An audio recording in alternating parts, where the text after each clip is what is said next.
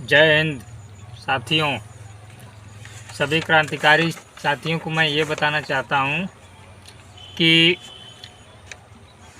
अब तो ये माइक्रो फाइनेंस वालों की समस्या बढ़ गई, क्योंकि एक कोर्ट का एक लेटर आया हुआ है। ये है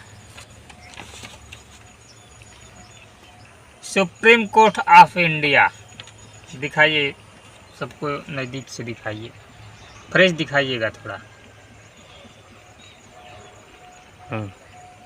है और ये लेटर है, आया हुआ है, तो दिखाइए।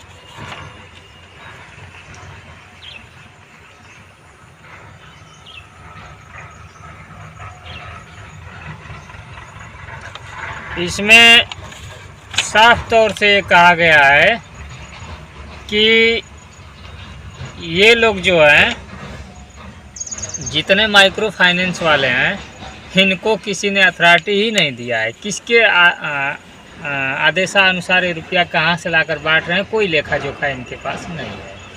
सुप्रीम कोर्ट के पास कोई इसका विधिक दस्तावेज, रुपए का रिकॉर्ड कोई उपलब्ध नहीं है, और न यह किसी से दिलवा सकती है, न किसी को दे सकती है, न किसी को बता सकती है। तो न्यायपालिका की तो ये हाल है। अब बताइए कि ये माइक्रो फाइनेंस वाले पैसा कहाँ से लाकर बांटते हैं? क्या वो असली रुपया बांट रहे हैं कि नकली बांट रहे हैं? कौन उनका जो है कि खोज करेगा? उनका ये मामला संज्ञान में कौन से अधिकारी लेंगे? हमारे जो है राज्यपालिका, कार्यपालिका, न्यायपालिका, सभी अधिकारी महोदय जितने भी हैं, ये सारे लोग दे रहे हैं कि बैंक इसका जवाब दे, वित्तीय कंपनी इसका जवाब दे। लेकिन वित्तीय कंपनी, माइक्रो फाइनेंस और बैंक, ये सारे लोग कह रहे हैं कि यह सूचना आरबीआई से ले लीजिए, आरबीआई कह रही है वित्त मंत्रालय से ले लीजिए, वित्त मंत्रालय कह रहा है कि आप अपने संबंधित शाखाओं से लीजिए। इसमें कन्फर्म नहीं हो पा रहा है कि आखिर ये रुपया, जो भी रुपया बांटी जा रही है नॉन बैंकिंग और बैंकों के माध्यम से, ये रुपया आखिर में आ कहाँ से रही है?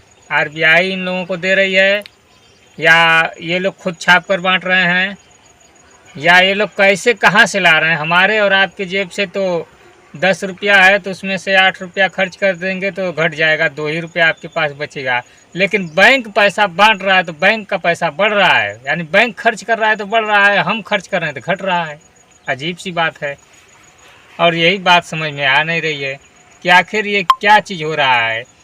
जब हमने एक लोग से बात किया, कल बात हुई बहुत बढ़िया, और उसमें बैंक मैनेजर भी थे। वो कह रहे हैं कि देखिए, आप लोग जो बात कर रहे हैं, जो चीज़ बता रहे हैं, वो कहीं ना कहीं सही भी है, लेकिन ये नहीं कह रहे हैं कि नहीं सही है, कह रहे हैं कहीं ना कहीं से आप लोग सही हैं, और आप लोगों का तो निष्कर्ष ही कुछ नहीं आ रहा है। यही आ रहा है निष्कर्ष कि जो है कि किसी के मतलब कि कोई गर्लफ्रेंड को घुमाओ और उसको शादी का झांसा दो और शादी फिर मत करो, यही आप लोग का मतलब आ रहा है।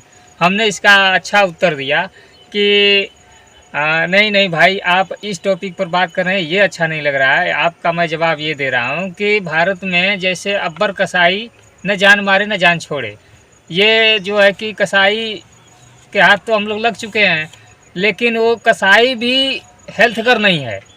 यदि हेल्थकर होता तो जान मार लेता, और यहाँ तो ये स्थिति आ चुकी है कि वो हेल्थकर नहीं है, वो जान मार ही नहीं सकता है और जान छोड़ भी नहीं सकता है। मारने की ताकत नहीं है, छोड़ने की उसकी इरादा नहीं है। तो इस कंडीशन में सभी साथी जो है कि इस पे गौर करें कि अब्बर कसाई का मामला कैसे हल होगा। और ये लोग कोई भी किसी भी जानकारी को ये लोग जानकारी देना नहीं चाहते हैं, और केनरा बैंक जो है कि उनके उस व्यक्ति के पास अमीनों का विधि व्यवस्था अंतर्गत वो शुल्क वसूलने की निर्धारित समय तय किया था, इसलिए वो आया था। तो हम लोगों से बातचीत हुई थी, तो इसी मामले में वो लोग बोल रहे थे। और अमीन तहसील के जो है कि ज़बरदस्ती व्यक्ति जहाँ काम कर रहा है वहाँ से ज़बरदस्ती उठा करके उसको ले जा रहे थे कि नहीं चलो। अब कहीं भी किसी के यहाँ कोई काम करे तो उसको जो है कि ये गुंडागर्दी है कि इसको न्याय कहा जाएगा। यदि अमीन और तहसीलदार ये सारे लोग काम कर रहे हैं तो किसके लिए काम कर रहे हैं? पब्लिक के लिए कर रहे हैं कि बैंक के लिए कर रहे हैं? पहले तो ये कन्फर्म करें। बैंक के लिए कर रहे हैं तो फिर पब्लिक का साथ देना है। नौकर किसके हैं, किसकी नौकरी करते हैं, किसके लिए वो कुर्सी बैठे हैं, तो ये सब चीज़ें हैं। और इसके लिए रविवार का दिन है, कल 23 तारीख को 23 नवंबर जो है कि कल है, और 23 नवंबर 2024 को उस व्यक्ति के पास आने के लिए तहसीलदार और अमीन साहब ने बोले हैं। और वहाँ जो है कि पहुँचा जाएगा, देखा जाएगा क्या मामला हो रहा है। क्योंकि एक व्यक्ति को दबाया जा रहा है, बैंक दबा रहा है, तो दूसरा व्यक्ति बोल रहे हैं फलाना लोन लिया है यार, जाने तो मरने तो ना, ठीक है। ऐसा कदापि नहीं। सभी लोग चलेंगे, देखेंगे, सुनेंगे, जानेंगे, परखेंगे, उसके बाद देखा जाएगा कौन सही है कौन गलत है। गलत को जो है कि उसको ये सलाह दी जाएगी, आप गलत मत करो भाई, आप सही पे रहो, सही करो, आपके साथ सब लोग रहेंगे।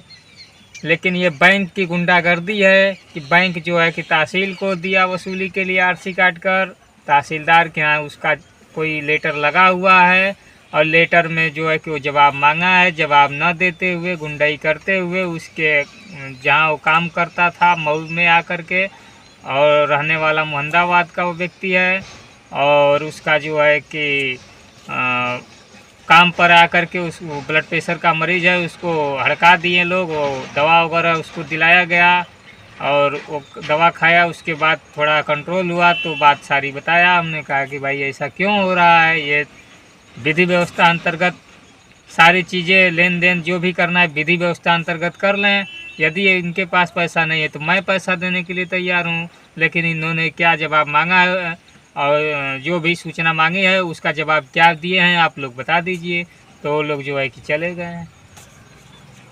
उन लोगों से मुलाकात ही जो है कि बहुत परिश्रम का विषय एक लग रहा है कि मुलाकात ही नहीं वो लोग करना चाहते हैं और धमका रहे हैं इस तरह आ करके। तो इस कंडीशन में सभी क्रांतिकारी भाइयों को लड़ने की ज़रूरत नहीं है, हक मांगने की ज़रूरत है। हक न मिले तब तो लड़ाई निश्चित ही है।